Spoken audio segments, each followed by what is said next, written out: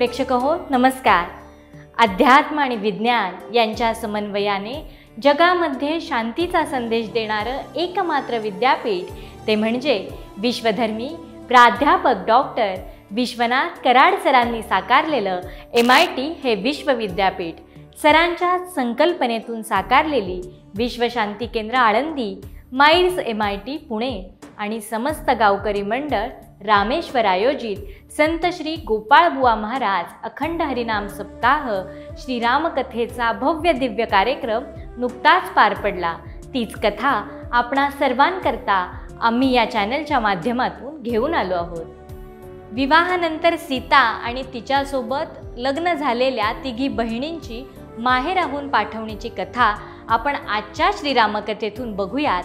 ही कथा सांगतायत हरिभक्त परायण रामराव महाराज ढोक. ब्याण लावून जनवास त्याला जानोसा म्हणतात. आणि मग तयारी झाली म्हणजे ब्याण लावून आणायचं वाजवतच पाहुण्याला. थट्टा मस्करी हास्य विनोद आग्रह उद्देश एकच, पाहुण्यांनी जास्त जेवावं. थट्टा करण्याचा अधिकार माहेरच्या मुलींना असतो बरं का. आता इथे रामचंद्र,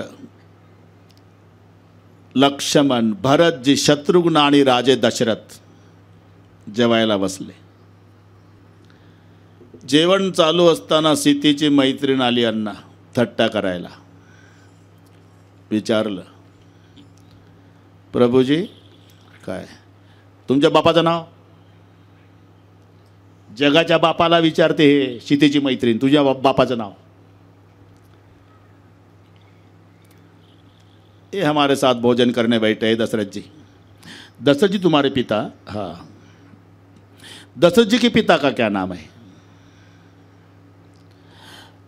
अज राजा. अज, अज का मतलब?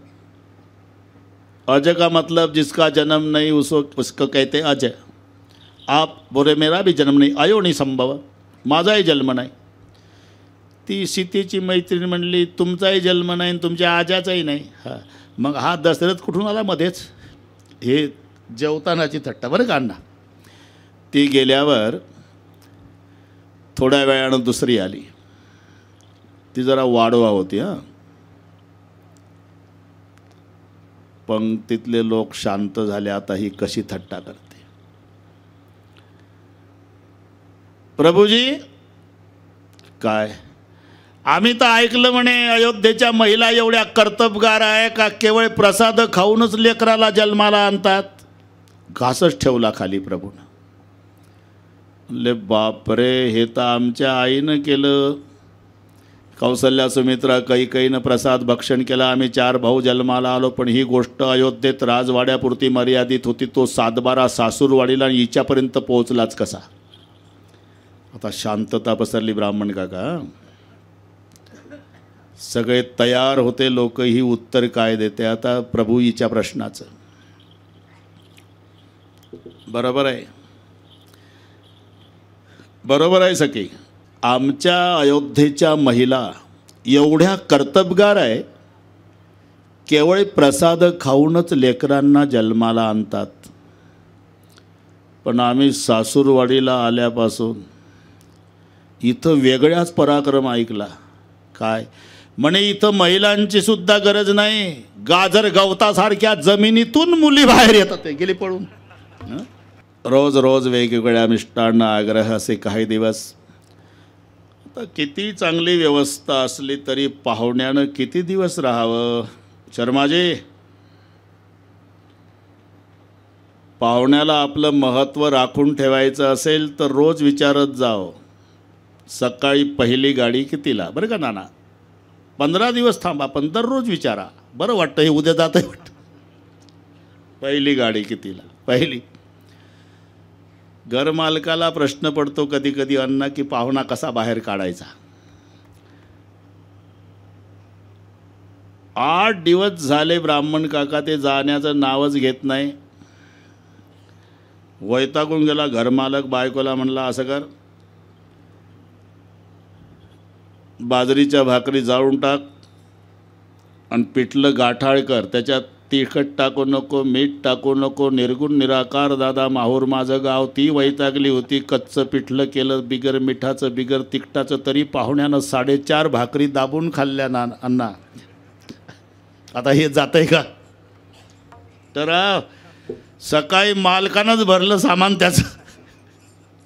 चला रेल्वे स्टेशनवर, चला लवकर चला, गाडी मिळाली पाहिजे, लवकर चला गाडी मिळाली पाहिजे. मालक पुढं शर्माजीन, पाहुणा मागं. अहो गाडी चुकली नाही पाहिजे, चला. याला चुकवायचीच होती. घाई घाई गेलं टेकाळे सरांना रेल्वेचं तिकीट काढलं. गाडी आली, प्रचंड गर्दी होती. अण्णा पाहुणा गेला पाहिजे म्हणून घाई घाई घरमालक बसला, खिडकीजवळची जागा पकडून दिली आणि खिडकीतून हात करून, पाहुणे लवकर या गाडी सुटल, लवकर या गाडी सुटल, लवकर या गाडी सुटल. सुटली गाडी.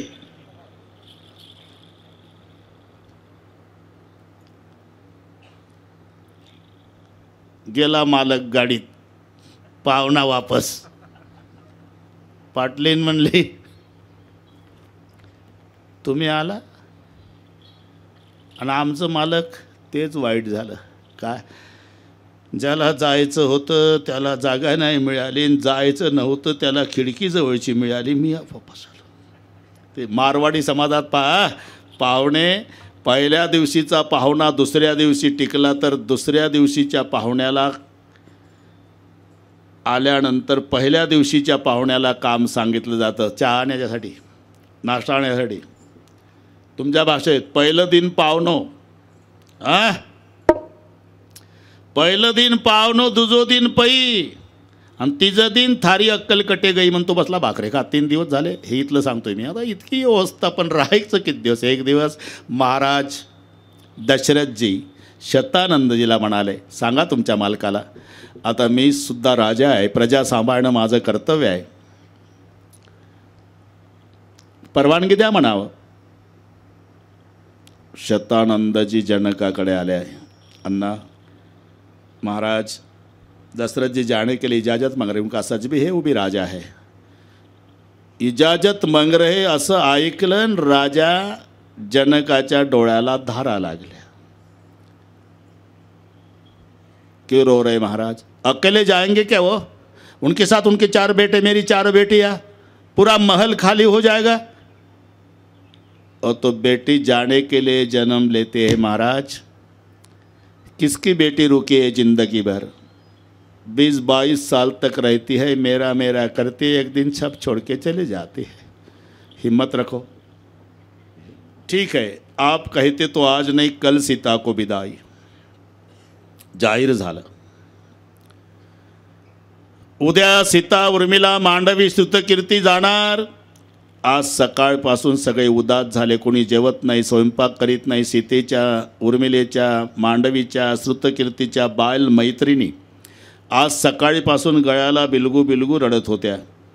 दिवस रडण्यात गेला. 4 पालख्या तयार केल्या. सगळे सज्ज झाला परिवार अयोध्येचा मिथिलानगरच्या बाहेर.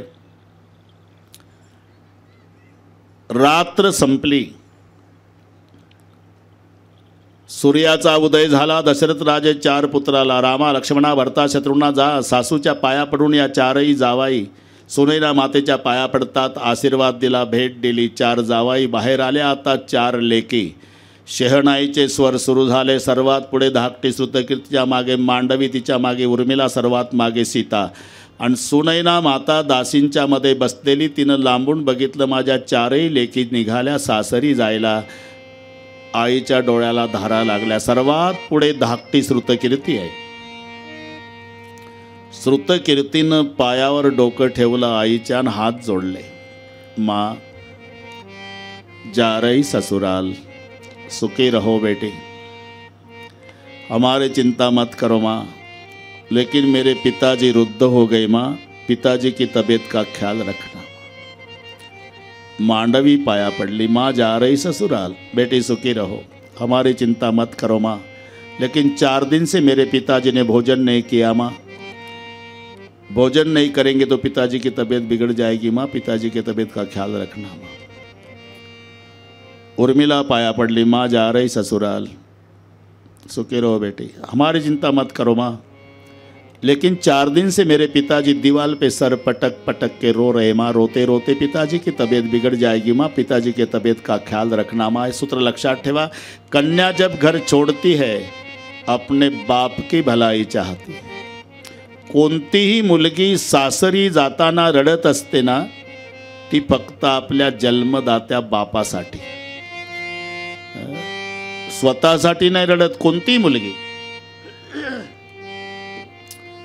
त्यात आजीचा नातीचा मैत्रिणीसारखा संबंध असतो। अण्णा शाळेतून आली 10-12 वर्षाची नात की पहिली आजीजवळ, काही खातेस का ग, चहा आणू का ग आजी, तिला आंघोळीला पाणी सकाळी पाठ घासून देणे, तिचं नवीन पातळ काढून देणे, जुनं धुवून काढणे, औषध गोळ्या नाश्ता जेवण अंथरूण पांघरून पाय चेपून देणे। आणि ती जेव्हा 24 वर्षाची होऊन नवरीच्या वेशात जाताना पहिली आजीच्या जवळ, पांढरे केस झालेली, सुरकुत्या पडलेली, दोरीनं चष्मा बांधलेली आजी लटलट लटलट कापते। चालली का बेटा? हो आजी, माझी खूप सेवा केली बेटा, तू डॉक्टरीन होती माझी, सुखाची राह, माझी नको काळजी करू आजी, माझ्या पप्पांना सांभाळ। आजीजवळ रडल तरी बापासाठीच।